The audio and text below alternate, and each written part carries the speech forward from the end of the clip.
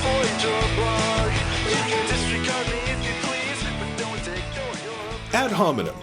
This is attacking your opponent rather than your opponent's arguments. Now, the thing I love about this is on the internet, people make a big deal out of the distinction between calling someone names as a way of refuting their arguments and calling someone names just as kind of a hobby, a little sidetrack, if you will.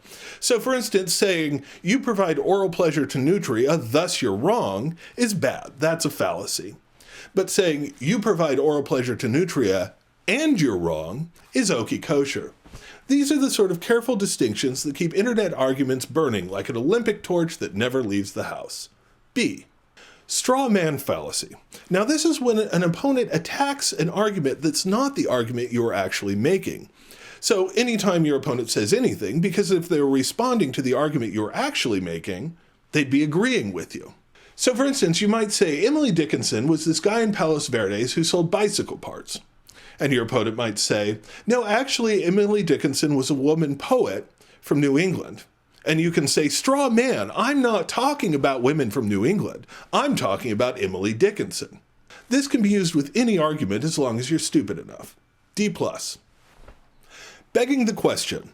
This is also known as using the wrong phrase, because nobody ever uses begging the question correctly.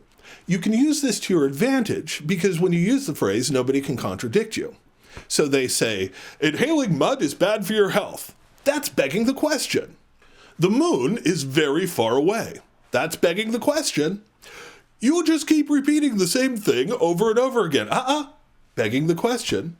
I'm going to hire someone to kill you in front of your family. Begging the question.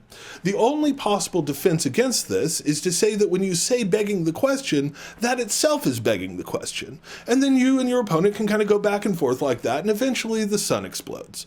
C-. False dichotomy. This is when you say that there are only two choices when actually there are more.